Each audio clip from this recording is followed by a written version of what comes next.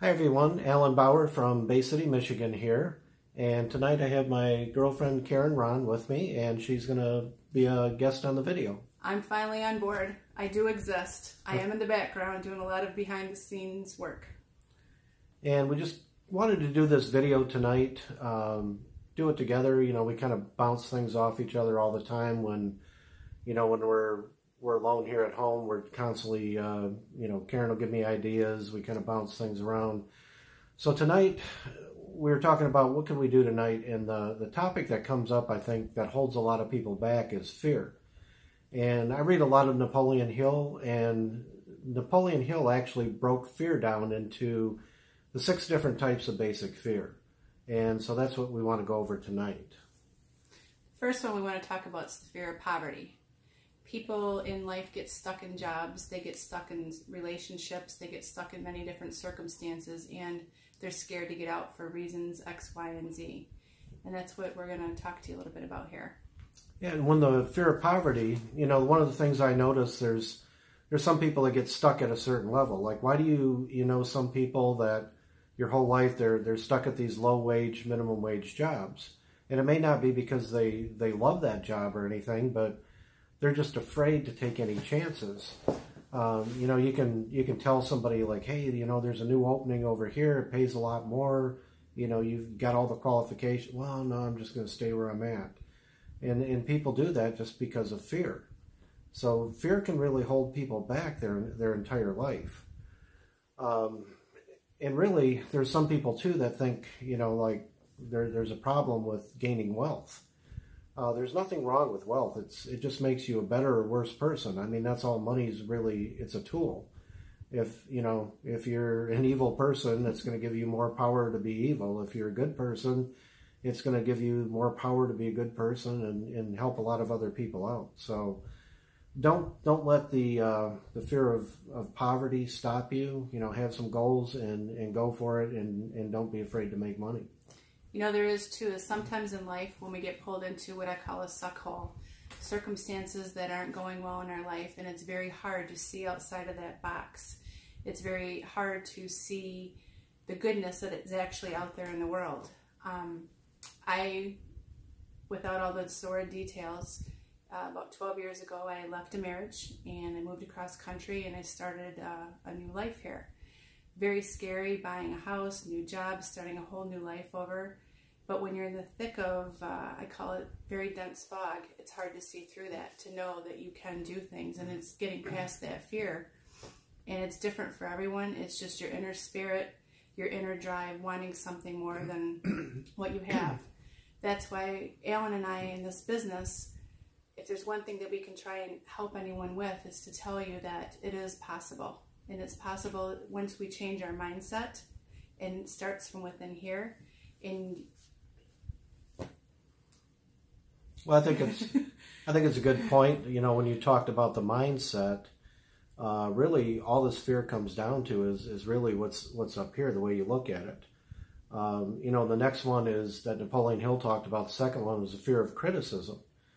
And this is huge on holding people back, because people get started in the business, they're all excited.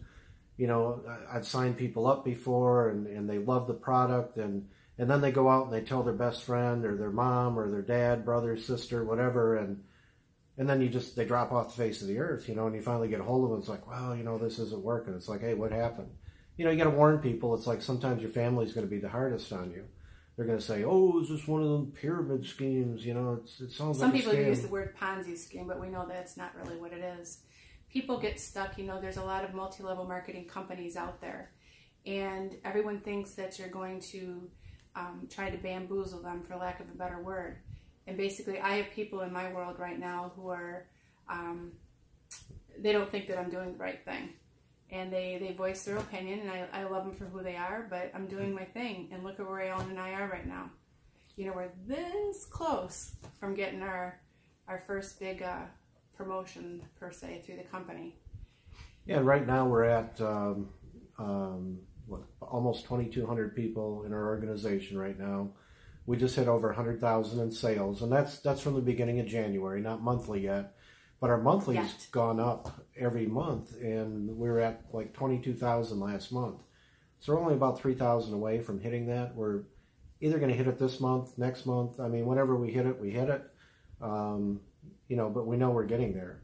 And, you know, that's one of the great things. As far as criticism, I'm just to the point I really don't care what people think. You know, it's, you know, if somebody criticizes you, they say something stupid, you know, like, oh, that's one of them scams, whatever, say, you know, it's not an opportunity for everybody. That's fine. You know, good luck with what you're doing and just move on. Love them for who they are. And it doesn't matter if they don't want to jump on my coattails. That's okay. We'll see them in the dust as time goes on. But love them for who they are. But just because somebody else's opinion, I mean, somebody else's opinion isn't going to pay your bills. That's the bottom line. So you need to do what you're focused on, be focused on it, have your goals, and just don't let anybody get in the way with that. The next one I want to talk about is fear of ill health and how people, because you can't go anywhere today in the world without somebody having cancer or other ailments, chronic conditions in the world. And I think what happens in life is the more that we give negative attention to anything in life, no matter what that is, it perpetuates a bigger ball of negative energy. Short story, about 12 years ago, I ended up with 2 types of thyroid cancer. And it really was easy breezy. What I mean by that is compared to other people who had breast cancer and colon cancer, and I was very, very, very fortunate, and I'm very grateful to be where I am right now in good health, very good health. But if I would have given all my attention and my negative thoughts towards getting better, I wouldn't be where I am today. I think a lot of how we handle anything in life is what our inner spirit is like, meaning that how we feel about ourselves inside, because when you match here, the inside to your outside shell, that's when we're going to rock things in life. And you know, a lot of times you can have bad physical health, but then there's also mental health too. And that can affect you physically too. Like, you know, part of the reason I started taking CBD was I worked in combat zones for 10 years. I was in the Marine Corps. I worked counterintelligence before for the government after as a contractor. And, you know, spending that many years, most of a decade in combat zones, you see a lot of bad things happen. And that can mess with your mind. You know, I come back here, and a lot of times when you come back to the States, that's when things really kind of start to hit you. And then I found out about the CBD oil, and it really just helped me balance my mood again and, you know, feel energetic and more positive outlook on life. And that led to other things like getting healthier, like eating better and exercise. You know, we don't always do it all the time, but I mean, you know, we try to get a regimen where we do some bike rides, we do some fun things, we go hiking on vacations. And we're human. We're normal people. We backslide, we get back on it. We backslide, we get back on it. We're just like everybody else. And so the big thing with, you know, with health, I mean, you can't help what's genetically dealt to you, but you can do as many things as you can. Try to do the proper diet, exercise, nutrition, and you know, the CBD just really helps overall for general health. The next one is the fear of loss of love. And when Napoleon Hill talked about this, he really talked about the problem with man, like going after each other's mates, you know, so how they would steal the mate away, and that developed a trust issue.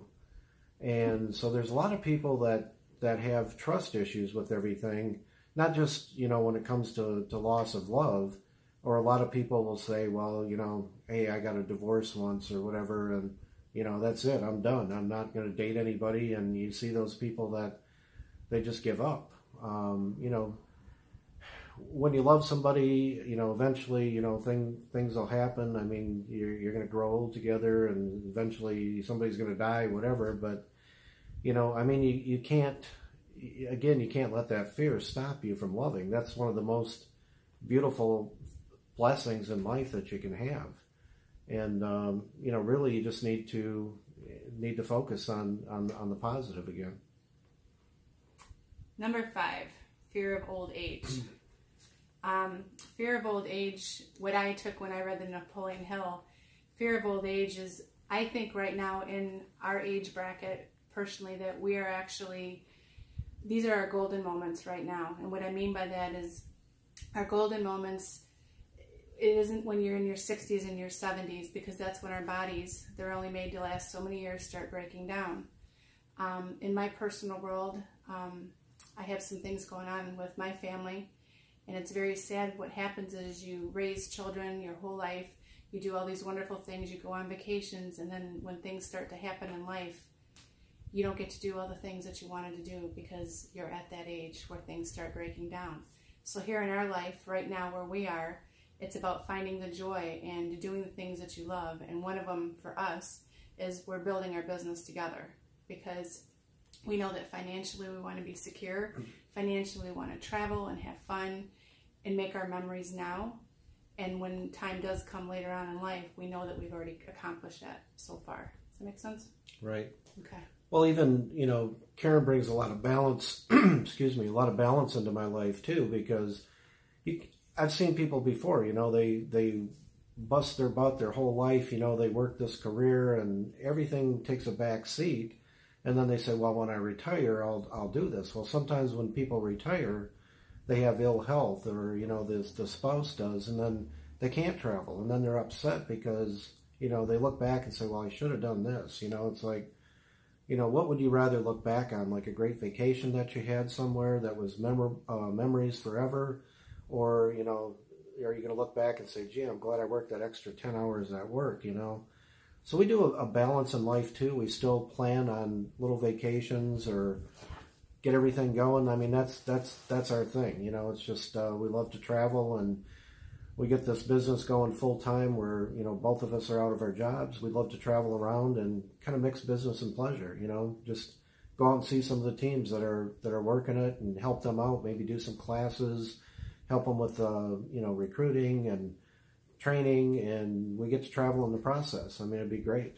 The main thing is for me is not to have an alarm clock that makes me get up in the morning at a certain time and have to be somewhere at a certain time for 8 hours a day. It's financial freedom. It's financial. What else would you say that is? It's just. It's time and money freedom too. Yeah, I mean, that was the word I was looking for.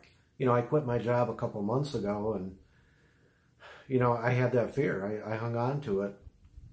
It was a great job too. I mean, there was nothing wrong with the job. They paid me well. I mean, I was high paid, and I kept saying, well, you're crazy for quitting this. But, my mental state changed, and I said, I'm building their dream, even though it was a great company, and most people would be, I mean, it was a blessing for me the 3 years I worked there.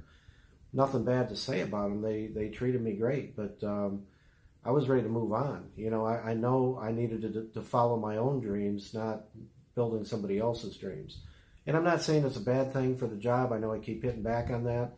That's just my thing. If you love your job, and there's probably 20% of the people that really do, and the other 80% not so much, but you got to do what you got to do to pay the bills, but you can still work on that to maybe go down part-time or take a different job that's less stressful or whatever it is. But with old age, again, just don't wait until it's too late to do the things that you want.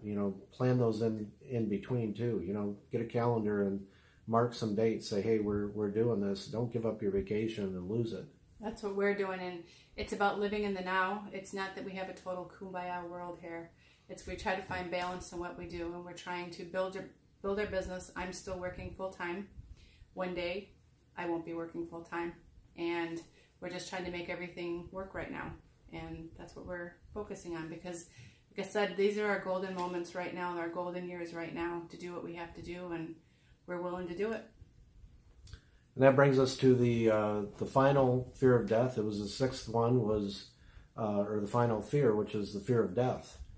And, I remember, I'll go back to when I was like 5 years old. I had a cousin of mine, Raymond, he was in Vietnam, and I never knew what death was before. I'm a little kid, all I did was play baseball, and I remember Raymond got drafted in the Army back during the Vietnam War. So he goes into the Army and goes through his training, and then he goes over Vietnam, and he stopped and played baseball with me and stuff. And, I thought it was pretty cool. He played baseball, he's going in the Army, and then all of a sudden it's like, I see my grandparents crying, and everybody's crying, and I'm like, what's going on? And so they tell me Raymond died, and I'm like, just didn't compute. Well, that was what's that? Well, you were 5. So at 5 years old, it's a new experience. Not, you know, the only thing I saw dead was maybe bugs or something, you know, but, so I go to the funeral the first time, and it just really hit me. I'm like, wow, that's him. And I had that fear. And I said, you know, I was afraid to get drafted. You know, I'm 5 years old, and I'm thinking, oh, what happens when I graduate school? You know, am I going to get drafted and get killed too? And I'm like freaking out at 5. Well, then later, you know, when I did hit that age, I still had that fear for quite a while, but I did join the Marine Corps. You know, I decided, hey, I'm going to face this fear head on. And that's one of the things I've always done. And, you know, what Napoleon Hill made a comment too on death. He said that, you know, you can't change death, you know, so it's really just to accept it and make peace with death. And he said, if, you know, it's a necessity, because if it wasn't, then it would never happen. So, you know, the older we get, the closer we get to death, but you got to live your life, you know, so that's what I focus on. You know, none of us can control when we're going to die. You know, you can be I already told you, I'm going to do 50 more years. That's what I have, 50 years in a day. But I mean, you could be in perfect health, or think you're in perfect health, and, you know, I see people get killed in an accident. You know, you can't control that. I mean, yeah, you can take care of your body and do all the things, you know, eat right, everything, but you just never know. So, I mean, it's all about enjoying life, enjoying the moment, have that balance. And any other thing you want to say, or is that it for tonight? I think we're good. I think I got through my first video. All right. And so that's it. Make some comments on here, you know, what your thoughts are on it. Just write down on a piece of paper. I'm going to go through those again just real quick so you can make a list of it if you missed it. But the 6 fears are the fear of poverty, fear of criticism, fear of ill health, fear of loss of love, fear of old age, and fear of death. So just make some notes and just kind of say, hey, you know, realistically look at that and say, how are those fears affecting me? What if I wasn't afraid of that? You know, what if I knew I'd succeed at, you know, without that fear, if I took that fear away? And, you know, make a little action plan, think of some things that you can do. And that's all we got for tonight. So thanks, and tune in. We'll have more videos for you later.